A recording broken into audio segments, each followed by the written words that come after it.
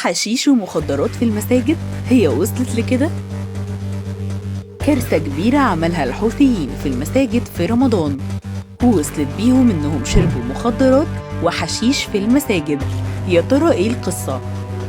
مصدر يمني في مدينة صنعاء كشف عن حاجة من أغرب الحاجات اللي حصلت في اليمن واللي كان سببها الحوثيين، وقال إن الحوثيين حولوا المساجد المقفولة في رمضان لمكان للتجمعات الليلية والسهرات، وكمان انتهكوا قدسية المسجد وخالفوا تعاليم الدين الإسلامي في رمضان.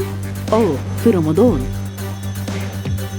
لا، دول كمان استغلوا شهر رمضان الكريم عشان يزودوا أرباحهم المادية، وده بقى كان عن طريق فرض مبالغ مالية كبيرة على المساجد عشان بس يوافقوا إنها تتفتح ويصلوا فيها صلاة التراويح.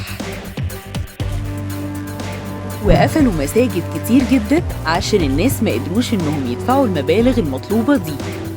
والكارثة الأكبر إنهم شالوا المصاحف من المساجد خالص، وبقت بالنسبة لهم مقهى يسهروا فيها.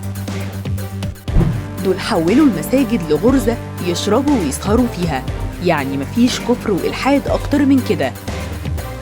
وكمان دخلوا الممنوعات والشيش وكل أنواع التدخين والأكلات والمشروبات، ودي رسالة استهزاء بالمصلين والناس والإسلام.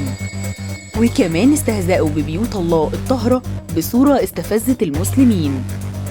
ده غير إن معظم المساجد القديمة اللي قفلوها كان بيبقى فيها أعداد كبيرة جدا من المصلين قبل ما يقفلوه، ووصلت أعدادهم لآلاف المصلين. وكان منهم جامع من جوامع صنعاء واللي أخدوا الحوثيين وقسموه لكذا مكان، وعملوا فيها زاوية للمطبخ وزاوية تانية عملوها مقهى وجلسة للمشاورات الخاصة، وجهزوا وهيئوا المسجد لسهراتهم وحددوا مواقع تانية في المسجد للراحة والنوم. وكمان هدموا غرف خارجية كانت ملحقة بالمسجد وخاصة كمان بخدمات المسجد وحولوها لمواقف سيارات.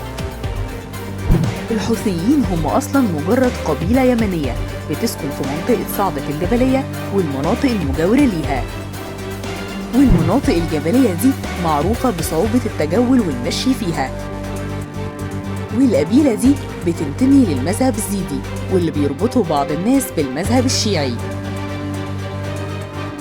لكن البعض الآخر اعتبروا إنه مرتبط بالمذهب السني. والمعروف إن الإمامة الزيدية حكمت اليمن حوالي 897 سنة، وكان أئمتها بينتموا للمذهب الزيدي.